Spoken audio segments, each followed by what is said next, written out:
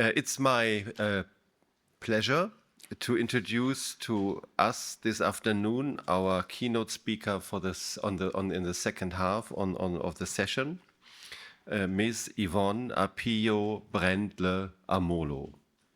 Our keynote speaker is a Swiss parliamentarian representing the Social Democratic Party. She serves as an executive member of the party's migrant section and advocates within the anti-discrimination and sexual harassment sector. As an advocate for minorities, she founded and chairs the Global Minority Parliamentarians Caucus and the Pan-African Women's Association. Ms. Brendle is a recipient of the inaugural Jamhuri Diaspora Awards 2024 from the Kenyan government.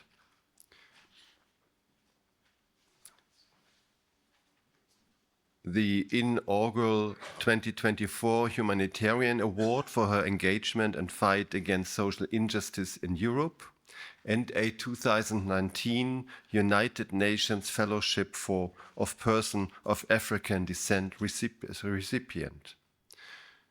And now, what I think is rather interesting as well, in 2020, Ms. Brendle Amolo joined the Swiss military, becoming an active officer in their civilian service sector, advocating for migrant women in the medical and care fields. Her short film, Not Swiss Made, has won 22 prizes in 4 continents up to date. In 2021, she co-curated,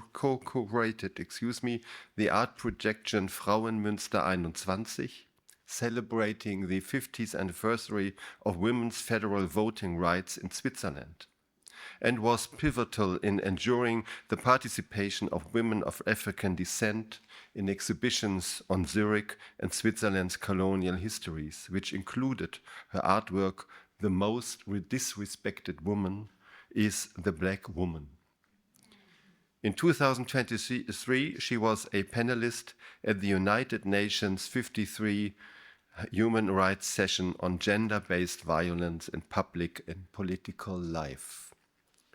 We are looking forward to your presentation on the global persistence of anti-Black racism and the role of the church. Welcome.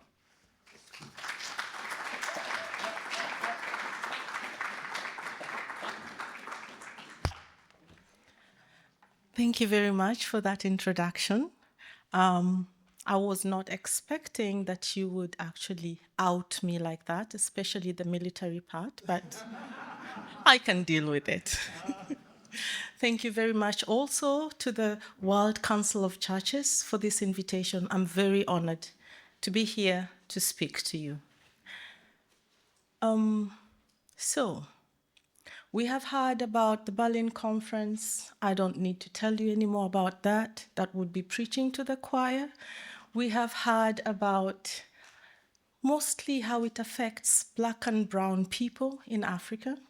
So I'm going to try and tell you how it affects Black and brown people in Europe, because that is something I think we haven't heard about. And I hope I am in the capacity, I have the capacity to speak to you about that today. Muvenda just spoke and said, he's not African. Identify him by his name. And that really touched something with me, because as you can see, and I can see some of you are doing the same, you're wearing your clergy collars.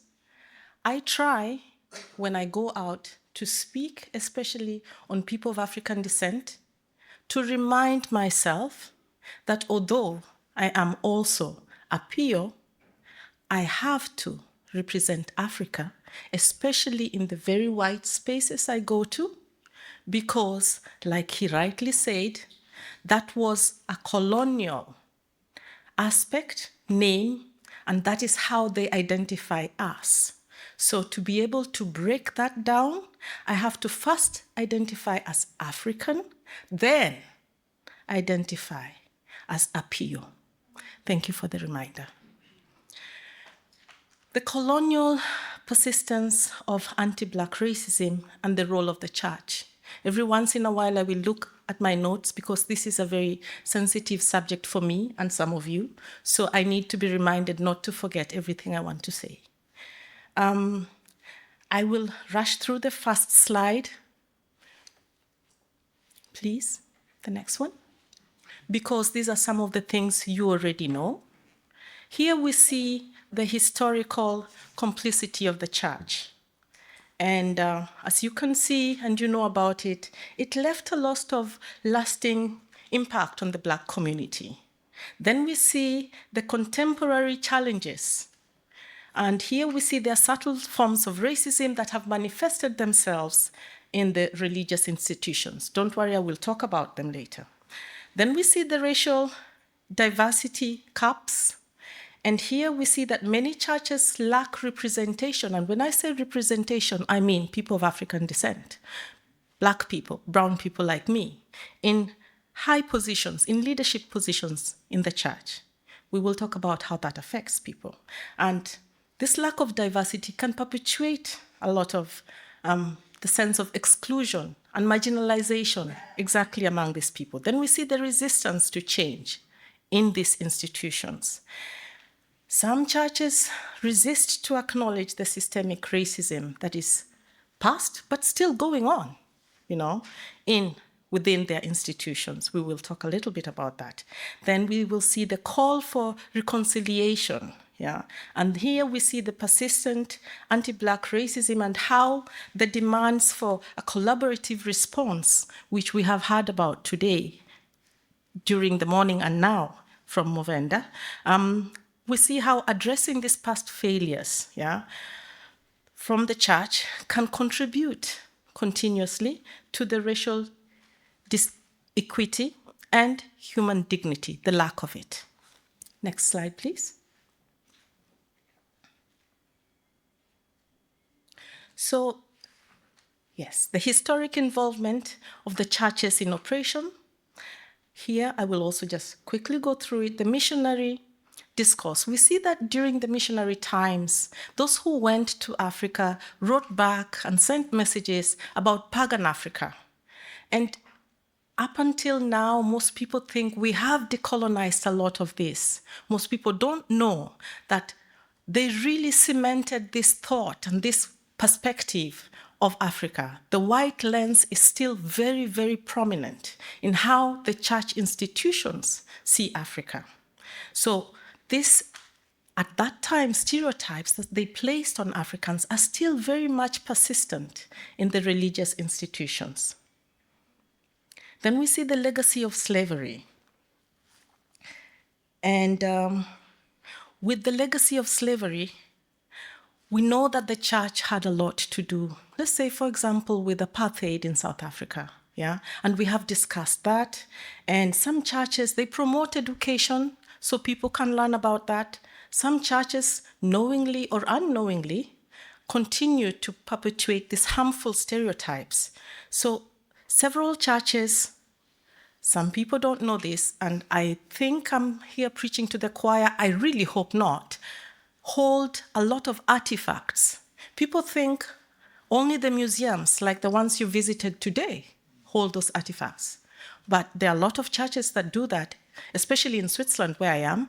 Unfortunately, right now, I'm not really at the liberty to tell you which churches, because I know them, but if you dig, you will find them yourselves. So the legacy of slavery is not just what happened and that museums are holding these artifacts. Churches are holding them too. So when we talk about decolonization and we talk about restitution and all of that, we would really like the church to join into this and speak openly about really the weight of that legacy of slavery. Then we will look at the George Floyd protests.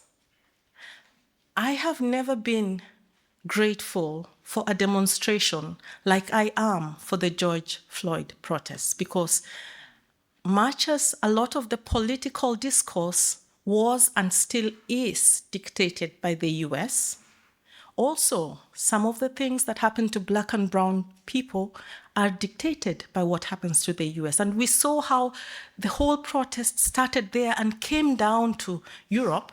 And now, speaking specifically about Switzerland, I have never seen such a huge protest for Black and brown people. And the fact that in Zurich especially, we were, I would say, maybe about 200-300 Black and brown people who had the guts and the nerves to walk on the street. But what really amazed me, and every time I still think of that, I get really emotional and I could cry, is because we had very young white people making a circle around us as we walked through the streets. I have never experienced such allyship as I did because of the George Floyd protests. And when I think of that, I think it was nice to see a priest in the US kneel down with the Protestants. There was a picture taken, it was all over the social media. It would be nice if more churches, especially in Europe, would give out a statement. You don't have to come to the protest. Give out a statement when such things happen. Because if you're looking for George Floyd incidences, you don't have to go to the States. We have enough of them in Europe. And some of them are just as bad. In Switzerland, we have a guy from Eritrea who was shot 15 times by the police. I don't know how he survived. He's still alive. He can't use half of his body because of the shots, but he goes through things like having the social system writing threatening letters and telling him if he doesn't go to work 90%, they're not going to pay any money for him to get his medical treatment. Now, in such incidences, if the church stepped in, we are not saying take over the bills, but if they said something, we all know how the system works. If the church says something, that's something huge. So those are the examples where we hope the church could step in. Next slide, please.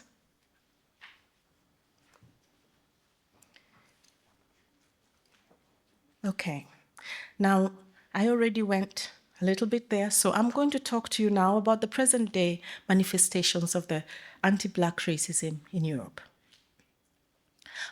Microaggressions. I took my time, and I'm lucky that I know enough Black clergy that I could speak about this in the church. They are very subtle, extremely harmful. They range from different things. My favorite example is when a clergyman was told, after he preached a few times in the church, that they were disappointed with the way he was holding the Mass because they expected him to be more loud, more joyful, something like Men in Black.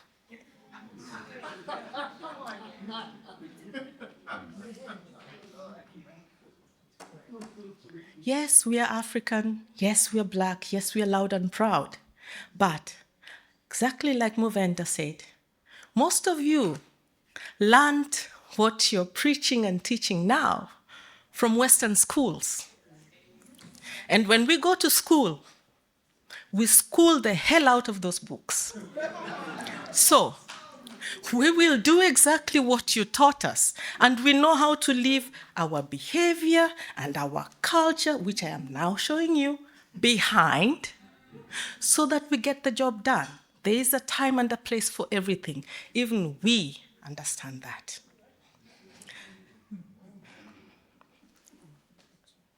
The next one, number 2. Divided church stances. This is a delicate one. We saw this during the apartheid. A lot of churches were not sure whether they really wanted to talk about the church's involvement in apartheid because of the economical ties they would lose, the money. Yes, okay. Unfortunately, we're seeing that now again because, and now I have to look to say the right name. For example, when there was a recent Vatican dicastery for the doctrine of faith, there was a lack of synodality, apparently. And although most people don't think that Black people follow the church and the church news that much, we do, even politicians like me. So when that shows up, the lack of unity in the church, it makes Black and brown people who are already having a hard time trusting the church lose even more trust in the church, you know? So it really has a lot of impact on how we think you can deal with racial justice. Number 3, infantilization, which happens a lot apparently in the churches. The Black clergy, like I said, went to your schools. So they do have the qualifications to do the same jobs you're doing, you know?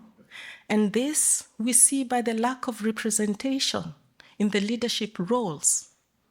Right now, I would say the Catholic Church, maybe not only the Catholic Church, but I know about the Catholic Church, is getting a lot of clergymen from Africa.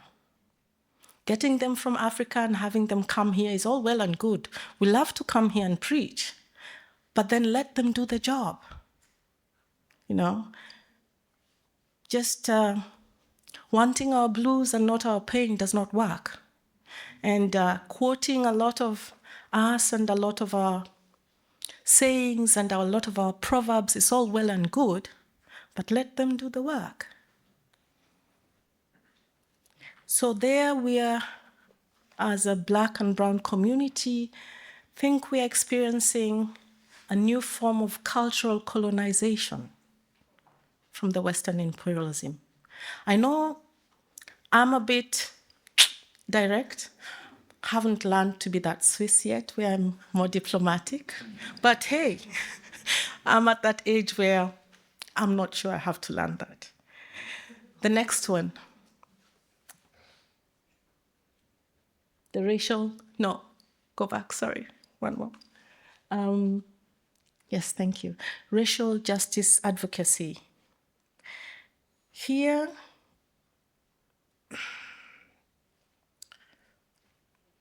I would seriously plead for the church's help here. When I was introduced, it was mentioned that I do sometimes have a lot to do with migrants, and that's migrants from, you know, every culture, not just Black and brown. But with the Black and brown people, we're seeing an increase, at least in Switzerland, of both women and men experiencing domestic violence from their Caucasian partners. Now, the one place I would think anybody who's Black and brown would find solitude and would feel safe is the church. But then again, if that happens to me, when I come to the church to ask for a safe haven, I would like to talk to somebody who looks like me, because then I feel safe to really say what is going on, especially because of those stereotypes. When a Black man walks into a church, he doesn't want to tell a white man, my wife is beating me up. Who's going to believe him because of the stereotypes? You know, this is where I'm pleading with you, you know. It would really help because I have my hands more than full. There's only so much I can do. And people like me who are in politics, there's only so much we could do. So if we could work with the church, that would really, really take more than a load off our shoulders and actually may bring you more congregation, if you think about it. Next slide, please. The role of the Black churches in Europe. We see, because like I already told you about the lack of leadership, diverse leadership in most of the churches in Europe, people are always wondering why, for example, in most European countries, our largest Black congregation, in most of them, not in every, is the Nigerian community. And then we have the Eritrean or Ethiopian community. And I'm always being asked, why do they go somewhere and then start their own church? Well, if they don't feel welcome in some of the churches that are here that they are used to going to at home, and they still want to pray to their gods, they are going to start their own church, especially if they feel like some of their customs and traditions are not understood. They are going to start their own church. And we see that this really is working in very positively in some places, because, for example, like in Amsterdam, now I'm already in the second part, the community support is really, really amazing from these churches that have been started by the priests and the clergymen and women who were brought from Africa. They have a hub in Amsterdam where actually it's doing so well that the government also reaches to the hub when they want to have a discussion about a sensitive traditional topic or a sensitive cultural topic that affects Black and brown people. And this hub works also really closely with other churches in Amsterdam to help the Black and brown community. So that is just as a result as from Black and brown people still not yet feeling so safe in the churches. Historical complicity. I was so excited when I heard about the African Study Bible. I was so excited. Now, this African Study Bible, the fact that some people still don't know it exists is a pity. The fact that because it's not yet that popular, still so expensive and cannot be given to a congregation, but a clergyman could possibly have it and preach from it, I also find such a pity. But then again, the church has to want it to exist more than it does right now. So I just wanted to throw that out there. Racial justice advocacy, I'll give you another example because I already spoke about this before. And this is racial justice advocacy that goes a little bit outside the normal church bubble. We had some shooting in Zurich, where I live, in a mosque. And I was so impressed that when we asked around, a church, St. Joseph's Church in Zurich, agreed to have the Muslim brothers and sisters come and pray and have their prayers in the church, while where the shooting was barricaded out by the police, put out of bounds. And just that was such a powerful signal. Exactly. Was such a powerful signal. Such collaborations could really, really help. And like I said, the church doesn't have to go out and do a protest. The Black church seems to have a prophetic voice. And I think it's because most of the Black clergy, when they're in the Black church, they don't feel the weight of having to conform to certain ways of talking, to certain things they have to say. And there they're able to really talk to the congregation, especially about the things that are going on. I know a few churches that have actually held such things like talks on FGM, female genital mutilation, because it's affecting the congregation. By the way, it does affect the migrant community quite a bit in Europe. And there, they can talk openly about it, but they can also talk in a challenging way about it because, and I can say this also because I did work as a TOR for some time, technical operations assistant. It is difficult to ask of a community to stop a certain practice like female genital mutilation when you have Caucasian women going into a clinic to have what they call vaginal rejuvenation, which is just the first stage of FGM because there are 3 stages. So if we want to have an eye-level talk about this, we have to really talk about both sides of it before we get a culture that has been practicing something like that to even want to listen to us. We also have to change the languages of how we speak about it because depending on which stage it is, some of them don't see it as mutilation. Next slide, please.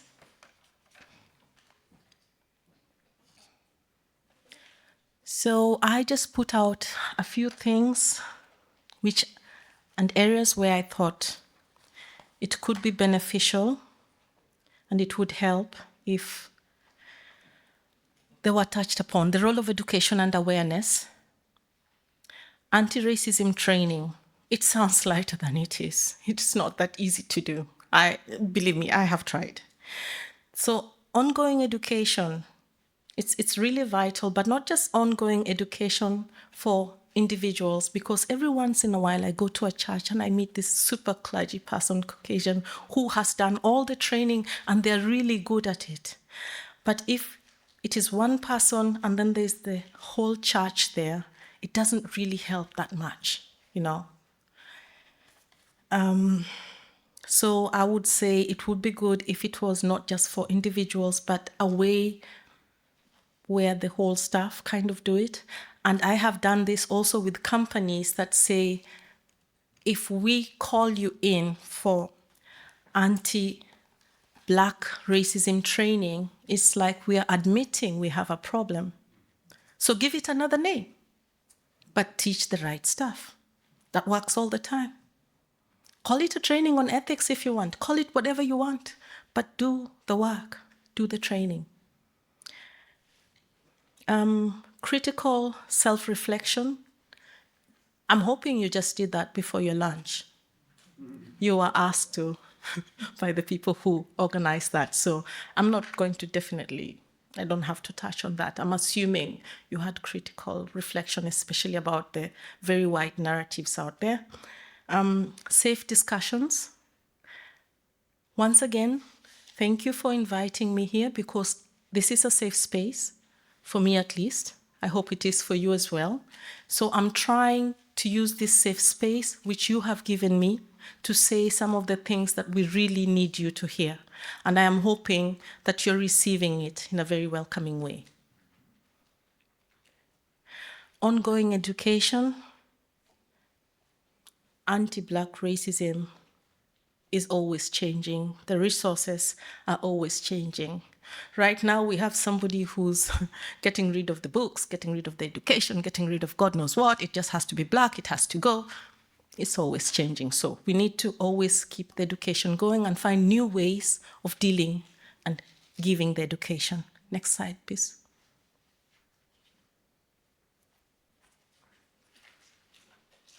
So I come to the conclusion. Yay, I'm sure. So I already said the churches do not have to go for a protest. There are very many ways, different ways of protesting. I have given you some examples, so I don't have to go through that. Education for change, I have just mentioned that. We have to constantly keep the education, update the education. Addressing microaggressions. Here, the infantilization of Black clergy people is for me really a sore spot. So it would be good if that was looked into, and also allowing them maybe to be able to be eligible to do mass, baptize people, marriages, whatever they usually need to do. Support for the Black community. And this is really, really dear to me, because I'm going to now say something that is also very obvious. Action speaks louder than words. And this is my closing thought. So I said I come from Kenya. Everybody knows the song Hakuna Matata. All those words that begin with M, some which we don't want you to know, most people already know. So I decided to pick again 2 M's. So Hakuna Matata, let's put that aside. Action speaks louder than words. Matendo huongea kuzidi maneno. So this is maneno. This is matendo. So we'll keep it simple. Maneno, chini. Matendo, juu. Repeat after me. Maneno, chini. Matendo, juu. Maneno chini, matendo. Thank you.